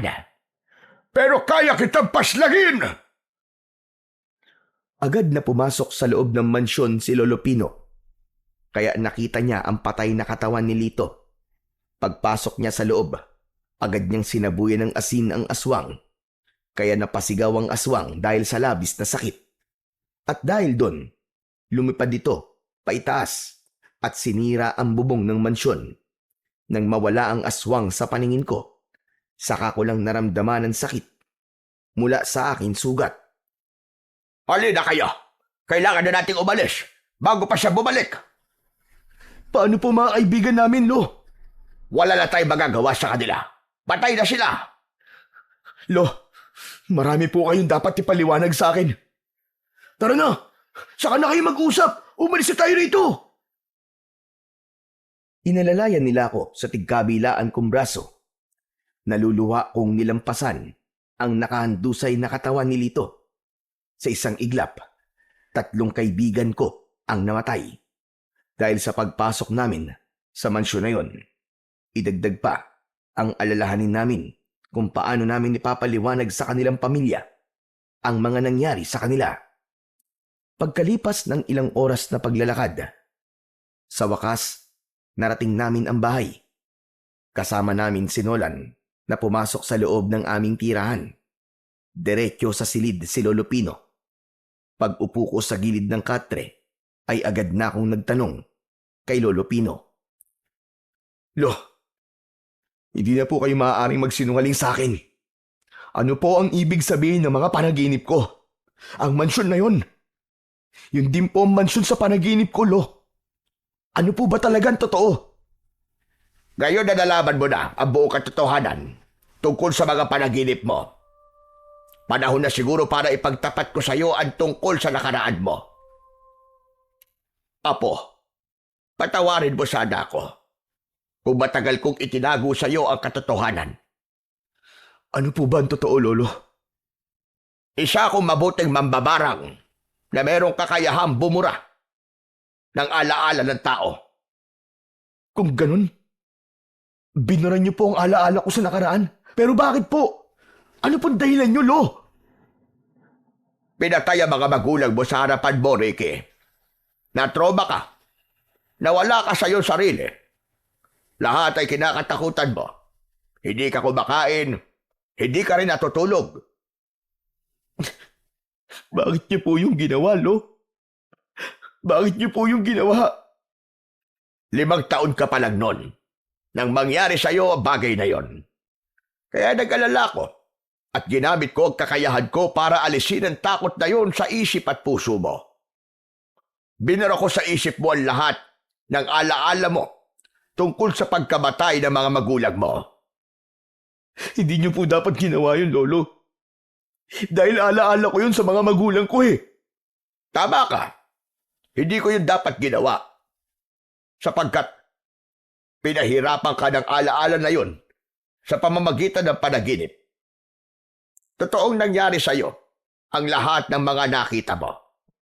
At ang mansyong pinasok mo ay pag-aari ng mga magulang mo. Diyos ko, ano ba yan? Di ko maiwasan ng di kilabutan sa mga pinag-uusapan niyo, Lolo Pino. Kusang bumalik ang alaala na nakaraan ni Ricky dahil sa kanyang panaginip. Alam ko may dahilan kung bakit kayo napadpad sa kinaroroonan ng mansyon. Dahil yun talaga ang nakatakdang mangyari kay Ricky. Bakit po buhay pa ako, Lo? Samantalang ang mga magulang ko ay patay na. Iniligtas kita, Apo. Nilabanan ko ang aswang na yon pero lubhang malakas siya. Ilang beses ko siya sinubukan labanan sa pamamagitan ng aking kakayahan. Ngunit hanggang ngayon, bigo pa rin ako. Anong klaseng aswang po siya, Lolo Pino? Isa siyang aswang na kung tawagin ay kulughangin. At sinasabi-sabi ng matatanda noon, anak daw siya ng demonyo. Kaya kumukuha siya ng mahalagang bagay sa parte ng katawan ng mga nabibiktima niya. Yun daw ang nagsisilbing lakas niya na pinagkukunan niya ng kapangyarihan. Katulad ng mga nangyayari sa biktima, hindi po ba't parang may gusto siyang itago kaya ginagawa niya yun? Oo, Nolan. Pero hanggang ngayon, hindi pa rin malinaw kung bakit niya yung ginagawa. Kung anak po siya ng demonyo, hindi lang siya isang ordinaryong aswang. Oo, sapagkat ang kulughangin ay ang nilalang na yumakap sa kapangyarihang itim. Kaya kahit anong klaseng agimat ang gamitin mo sa kanya, ay di matatapatan ang kanya kapangyarihan. Kaya nga iniisip nila na kaya nila ang Diyos. Gumaganti sila sa Panginoon kasama ang lahat ng kampo ng kadiliman. Kung wala pong agimat na makakatalo sa kanya, natitiyak ko po na ang papatay lamang sa kanya ay ang natural na kagamitan na walang taglay na kapangyarihan. Naisip ko na rin yan dati. Dahil ang makakatalo sa kanya ay ang taong may malakas na paniniwala sa Panginoon Diyos. Ngayon lang po ako nakarinig ng tungkol sa aswang na kulughangin Dahil nasanay tayo sa kwento ng aswang, halimbawa na lamang ng mga manananggal, tiyanak, pero mga takot naman sila sa agimat. Itong kulughangin, wala silang kinikilalang Diyos at hindi takot sa agimat. Ano po ba talaga ang kakayahan ng kulughangin? Meron siyang kakayahang magpalit ng anyo, lumipad, gumamit ng itim na kapangyarihan para hindi siya makilala o mahuli. Magkakaroon siya ng ibang katauhan, pero kahit kailan, hindi siya maaaring humarap sa salamin. Napaunat ako sa pagkakaupo at nawala ang sama ng aking loob sa aking lolo. Nagkaroon ako ng interes na malaman kung ano ang kahinaan ng aswang na kulughangin. Hindi sila maaaring humarap sa salamin? Ganun? Tama ka. Dahil hindi niya maaaring tignan ang kanyang sarili sa salamin. Isa pa, gabi lang sila nakakapagpalit ng pagkatao o anyo. At sa araw naman, makikita mo kung ano ang pagkatao na inihaharap niya sa lahat ng tao. Pero ang totoo, hindi naman talaga ganoon ang kanyang itsura. Kung ganun po, sa tingin ko salamin na makakapatay sa kanya. Hindi basta salamin lang, Apo. Kailangan nakatapat ang salamin sa refleksyon ng kahit na anong liwanag. Saka mo lang siya masasaktan. Pero dapat malaban mo ang kanyang kahinaan. Kung ano ang ginagamit niya sa pagpatay, yun din ang kanyang kahinaan. Nagkatinginan kami ni Nolan. Para bang iisa lang ang iniisip namin tungkol sa kahinaan ng aswang na kulughangin. Sinulid at karayom. Yun din ang nakita naming nakatago sa parador. Kailangan nyo bumalik sa mansyon. Kunin nyo ang sinulid at karayom. Yun ang gagamitin nyo sandata para maikulong siya sa mansyon. Saka nyo gagamitin sa kanya ang salamin para siya ay patayin. Sinulid at karayom? Paano naman po namin magagamit na sandata yun? Ang hibla na sinulid, babalutan nyo ang palibot ng mansyon. Hindi siya makakaalis sa loob. Pero masyado pong mahina ang sinulid. Hindi siya mapipigilan nun. Nagkakamali ka, Ricky. Sa oras na maigapos nyo ang mansyon gamit ang sinulid, magkakaroon ng puwersa na manggagaling mismo sa kanya kapangyarihan. Sa pamamagitan nun, hindi niya magagamit ang lakas niya sa sarili niyang kagamitan sa pagpatay. Sa kanyo magagamit ang salamin laban sa kanya. Naiintindihan ko na po ang ibig niyong sabihin. Sa paghawak ko sa aking bewang ay naramdaman ko ang librong nakuha ko kanina. Kinuha ko yun at ibinigay kay Lolo Pino. Oo nga pala, Lolo Pino. Ito po oh. Nakuha ko po ito sa bangkong tumba-tumba doon po sa mansyon. Hinawakan ni Lolo Pino ang maliit na libro at binuklat niya ang pahina. Saka nag-aalalang napatingin sa akin. Hindi ako maaaring magkamali. Ito ang diary ng nanay mo, Ricky. Sa tingin ko, Apo, ikaw ang dapat bumasa niyan. Ibinalik sa akin ni Lolo ang libro at tinanggap ko yun. Malungkot kong pinagmasdan ng libro sa kanaluluwang napasulyap sa akin lolo. Tumango siya bilang hudyat na basahin ko na ang laman nun. Binasa ko ang mga nakasulat doon. Bigla akong napagulgol ng iyak habang hawak ang libro. Tol, Ricky, bakit? Nalaman ko, Tol, na pinagtangka ng buhay ng mga magulang ko ng pangalawang asawa ng aking lolo sa side ni nanay. Agawan sa yaman ang punot dulo ng lahat. Kaya tinatahi ng aswang ang bibig ng kanyang mga nagiging biktima para hindi malaman ng lahat na buhay pa siya at siya talaga ang pumatay sa mga magulang ko. Ang sumunod na pahina naman ay wala na naging karugtong sapagkat pinatay na sila ng aswang na si Lola Socorro. Kung ganon, tama ang hinala ko na si Sikoro nga ang pumatay sa mga magulang mo. Paano po natin siya mahanap kung nagtatago po siya sa ibang pagkatao? Yun din ang nagiging palaisipan para sa akin. Kailangan niyong bumalik sa mansyon. Ipapaalam ko kay Kapitan na nangyari sa mga kaibigan niyo. Teka, kailangan ko pala munang gamutin ang sugat mo, Ricky. Saka ko lang naalala ang 2 sugat sa aking balikat. Pagkatapos gamutin ni Lolo ang sugat ko, ibinigay niya sa akin ang salamin na nakasabit sa dingding ng kanyang kwarto.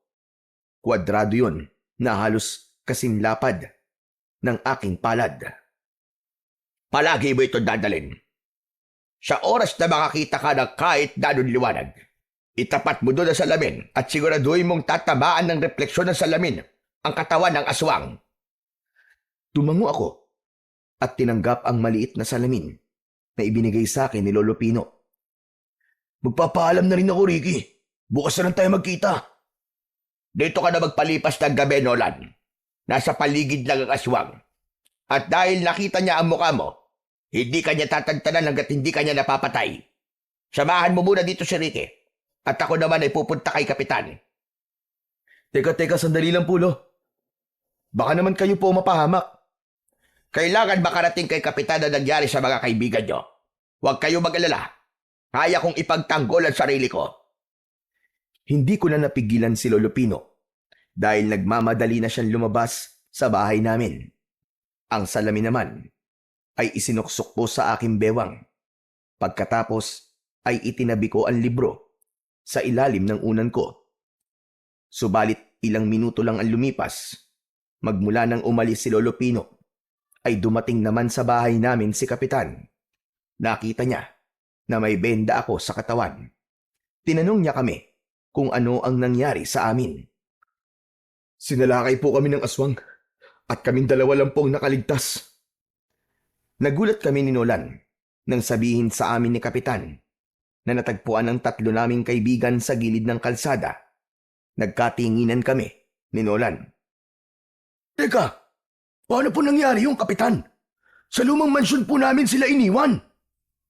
Diyos ko, kung ganun, sa mansyon pinapatay ang mga biktima, saka dadalhin sa ibang lugar para itapon ang kanilang katawan. Maliwanag na ang Socorro na yon ang pumatay sa mga biktima. Siya talaga ang salarin. Kapitan, bumalik na po kayo sa bahay niyo.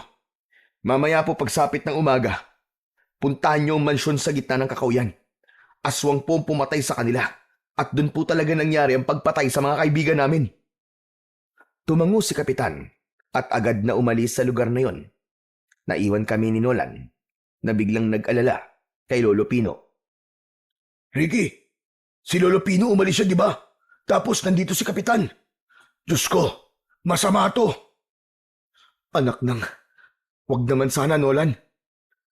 Dahil sa pag-aalala, lumabas kami ng bahay. Nagpabalik-balik kami sa paglalakad sa loob ng bakuran.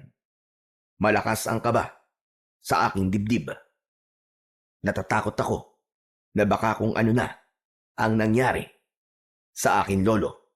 Pag nagkataon, hindi ko alam ang gagawin ko. Anak ng putya, oo. Paano to? Hindi na natin maaaring ipagpabukas pa ang pagpunta sa mansyon. Kailangan ko ng kumilos, Nolan. Teka, sasama ako sa'yo, Tol. Ipag-iiganti ko rin ang nangyari sa mga kaibigan natin. Wala pang 5 minuto, magmula nang umalis si Kapitan. Si Soledad naman ang dumating. Papalapit siya sa amin. Nagtataka ko ng mga sandaling yon dahil hindi naman alam ni Soledad ang kinaroroonan ng bahay namin. Hinayaan ko siya na makalapit sa amin. Hindi ka panipaniwala na dumarami na ang mga tangang tao na nagkalat sa ating mundo. Habang nagsasalita si Soledad, ay mabagal din ang paglalakad niya papalapit sa aming kinaroroonan at batay sa kanyang ikinikilos para bang merong nagbago sa kanya. Ang akala nila, padagdag ng padagdag ang kanilang utak. Pero ang totoo, papurol ng papurol ang mga ito. O ano, namumutla yata kayo. Hindi kami namumutla, Soledad. Nagulat lang kami sa mga pinagsasasabi mo. Lumapit sa akin si Soledad at hinaplos niya ang aking pisngi. Habang si Nolan naman ay nagulat sa ginawang yun ni Soledad. Malamig yata ang pawis mo, Ricky. Hindi ba't ikaw lang naman na madalas na bumabati sa akin sa tuwing dumadaan ako sa talangkahan? Naramdaman ko ang malambot niyang kamay sa aking pisngi. Habang hinahayaan ko siyang magsalita. Natatakot ka ba sa akin? Ha, Ricky? Soledad, ano bang pinagsasasabi mo sa kaibigan ko? Lumayo ka nga sa kanya. Bakit? Nagtatanong lang naman ako kung natatakot siya sa akin. Hindi ako natatakot sa iyo, Soledad. Pwes, dapat kang matakot. Ricky, lumayo ka sa kanya. Siya si Socorro, ang aswang na kulog hangin. Bigla akong hinila ni Nolan papalayo kay Soledad. Inilabas niya ang malaas niyang dila at ipinakita sa amin kung paanong nagbago ang kanyang anyo bilang isang aswang na kulughangin. Kumulubot ang kanyang balat at lumantad ang naaagnas niyang muka. Tumubo ang kanyang pakpak sa likod at umangat ang paa sa lupa. Sinubukan kong kunin ang salamin sa aking bewang, ngunit wala naman akong mahanap na liwanag na pwede kong pagtapatan ng salamin. Hanggang sa nagsalita si Soledad. Kung gusto nyo na makita ang buhay pa si Pina, pumunta kayo sa aking mansyon. Doon tayo magtuos. Hindi ko makukompleto ang pag-asik ko ng lagim kung hindi magkaganap ang labanan natin sa aking mansyon. Mansyon na inangkin mo sa aking mga magulang.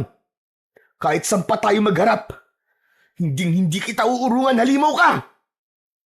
Kasabay nun, lumipad na ang aswang at nawala sa madilim na bahagi ng himpapawid. Si Lolo Pino. Biyag niya ang lolo ko, Tol. Teka, sandali lang, Ricky. Paano tayo nakakasigurong nasa mansyon ng lolo mo? Baka naman, nililinlang niya lang tayo. Baka isa tong patibong. Pero Tol, hindi ko maaaring baliwalain ang sinabi niya. Bakit kailangan sa mansyon pa? Sigurado ako na may binabalak siyang gawin. Sa pagkakataong to, kailangan kong tulong mo, Tol. Ikaw ang maglalagay ng sinulid sa palibot ng mansyon at ako ang bahalang magligtas kay Lolo Pino. Nang matapos kami sa pagpaplano, inihanda ko ang mga kakailanganin namin. Pati ang sugat ko sa balikat, tinalian ko yon para hindi ko masyadong maramdaman ang sakit. Nolan, Tol, magdala ka rin ng asin. Nakita ko, natakot siya sa asin nang sabuyan siya ni Lolo. Kahit paano, ay malaki ang maitutulong nun para hindi ka basta-basta masaktan ng aswang. Kung ganun, kailangan natin siya maikulong sa mansyon bago sumikat ang araw. Oo, Nolan. O ano, handa ka na ba? Isang tango ang itinugon sa akin ni Nolan. Saka namin tinahak ang madilim na bahagi ng kakawyan papunta sa mansyon. Dala namin ang lumang gasera, salamin at asin. na magsisilbing sandata namin. Mabilis kaming naglakad papunta sa kinaroroonan ng mansyon. Ricky, yung salamin. Nandito, nasa bulsa ko. Nang mga oras na yon, ay nasa tapat na kami ng mansyon. Nanlaki ang mga mata namin dahil hindi namin inaasahan ang maraming aswang na nakadapo sa bubong ng mansyon. Pero lahat sila ay hindi kumikilos para salakayin kami. Tanging asin at salamin lang ang matibay naming sandata laban sa mga yon. Sigurado ka ba, Ricky, na may kakayanang salamin na patayin ng kulughangin? Magtiwala na lang tayo sa salamin. Sa tingin ko, hindi sila aatake sa atin hanggat walang inuutos ang pinuno nilang si Soledad. Halika na! Pumasok kami sa loob at sa pagkakataong yon, halos mapuno ng nakasinding kandila ang loob ng mansyon. Ngunit wala roon si Soledad. Tanging ang nakagapos lang na si Lolo Pino ang nakita naming nakaupo sa sopa. Sugatan ng katawan, ang ipinagtataka namin ay kasama sa biyag ng aswang, si Mang Teban. Teka, bakit pati si Mang Teban kasama? Hindi ko rin alam, Nolan. Pero baka nakita ni Mang Teban si Soledad na inaatake si Lolo, kaya nadamay siya sa pagdukot.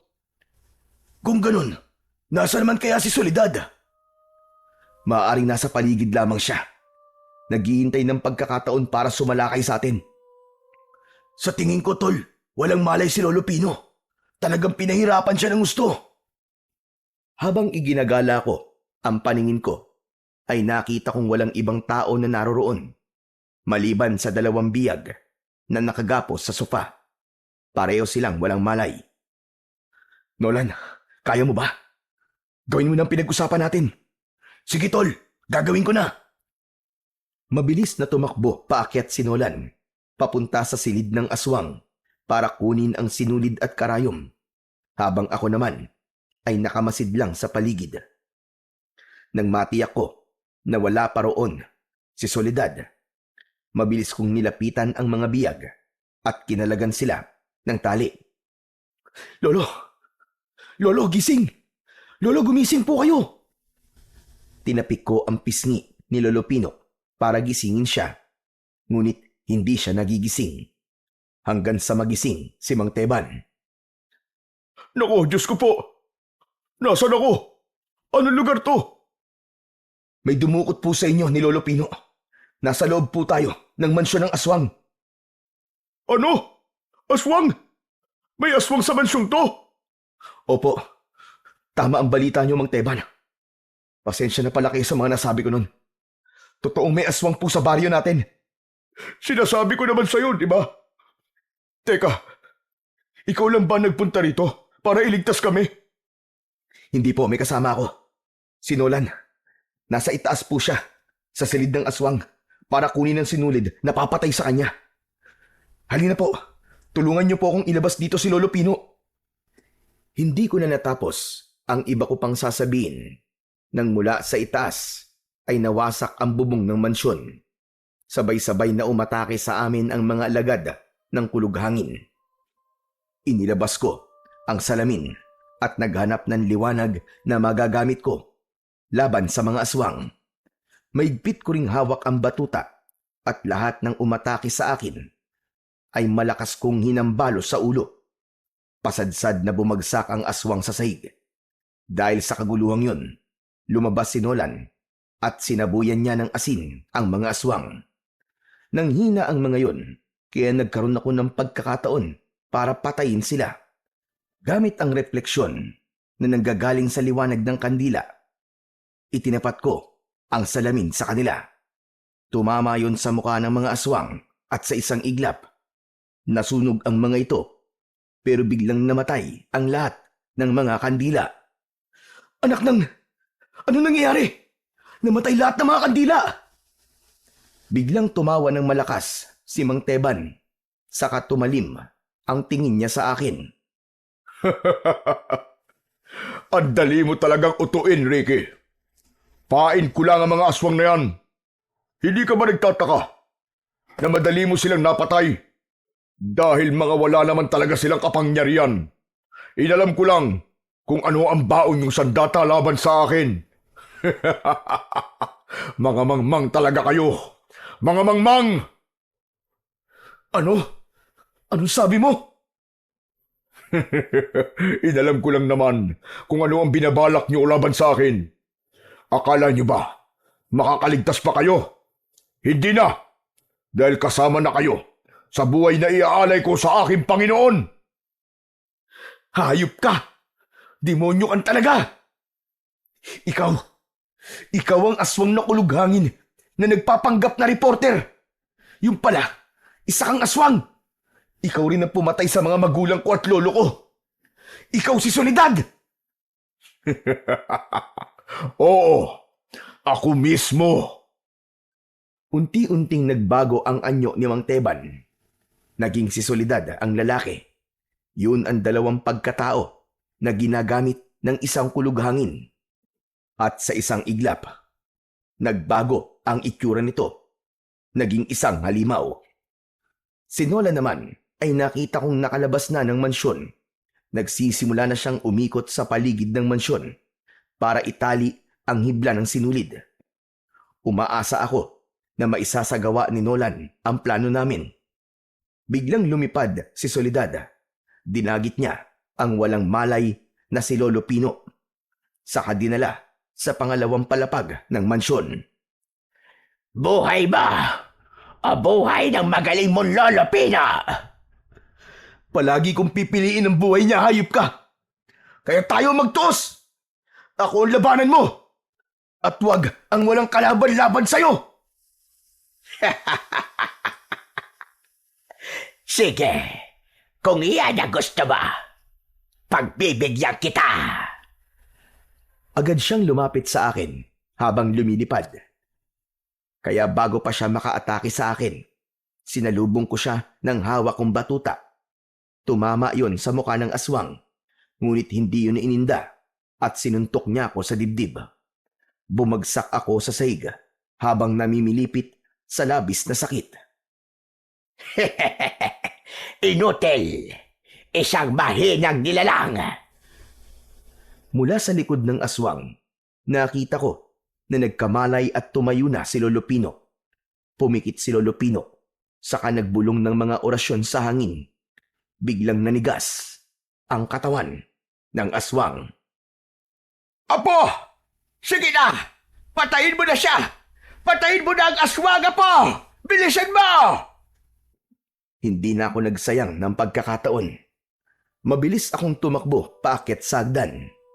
Hinampas ko ng batuta ang ulo ng aswang na si Soledad. Pagkatapos ay itinapat ko ang salamin sa konting liwanag na pumapasok mula sa nabutas na bubong. Ngunit walang epekto yon. Mga hangay, walang epekto sa akin ang salamin. Isang tambak talaga kayong mga tanga! Mga tanga!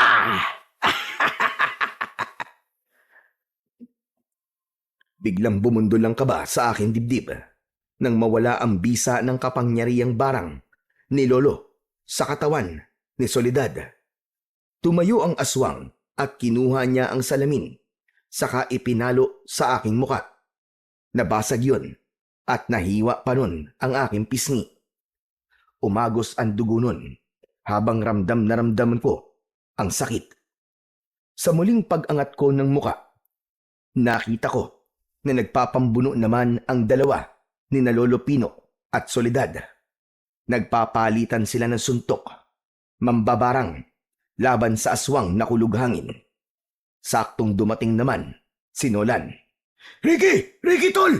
Tapos na! Nagawa ko na ang pinag-uutos mo! Nabalot ko na sinulid ang buong mansyon! Tol, walang epekto sa kanya ang salamin! Huwag kang maniwalang walang epekto ang salamin sa kanya, tol! Pero hindi siya nasaktan kanina eh! Oo, tol! Dahil kulang nito!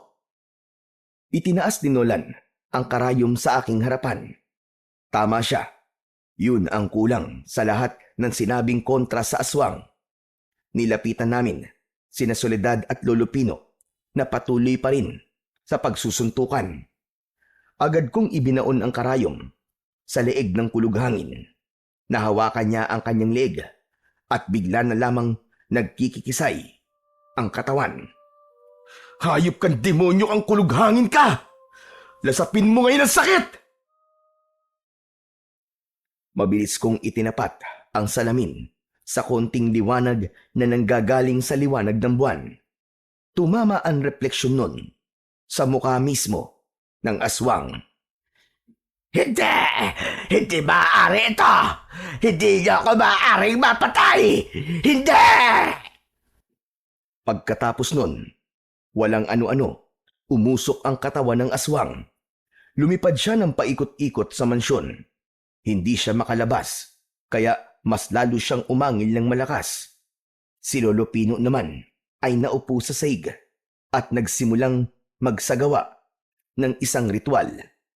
Sa kagustuhang tumakas ni Soledad, bumangga siya sa dingding, habang ako naman, hawak pa rin ang salamin.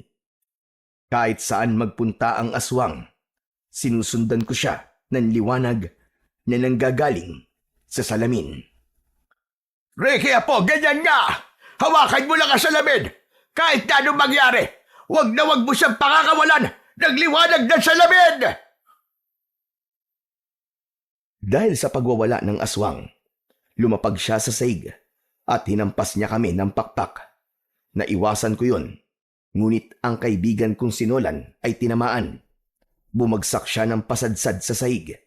Mas lalo ko namang inilapit ang salamin sa kanyang muka, kasunod ng aking panalangin sa Panginoong Diyos. Panginoon ko, nagsusumamo ako sa inyo. Tulungan niyo po ako. Huwag niyo pong hayaan na manaig po ang kasamaan. Sa tulong po ng liwanag ng langit, ibalik niyo po ang nilalang na ito sa pagiging abo. Unti-unting sumikat ang araw sa itaas ng butas na bubong. Pumasok ang liwanag doon at tumama sa hawak kong salamin. Mas lalong umusok ang katawan ng aswang na kulughangin at sa pagtayo ni Lolo Pino, hinawakan niya ang ulo ng aswang. Hayop ka! Mamamatay ka na ngayon! Ito na ang magiging katapusan mo! Kasabay ng pagluhod ng aswang, umusok ang kanyang katawan habang umaangil ng malakas dahil sa labis na sakit. Unti-unting nahulog ang kanyang mga mata. Natanggal ang kanyang mga pangil at natunaw ang kanyang mga kamay. Narinig namin ang malakas na pagsabog ng katawan ng aswang at nagkalat ang abo niya sa sahig ng mansyon. Saka lang naramdaman namin ni Lolo ang panghihina ng aming katawan. Bumagsak kami sa sahig, katabi ni Nolan. Nasugatan din ito, gawa ng aswang na kulughangin. Hanggang sa tuluyang sumikat na ang araw sa buong paligid.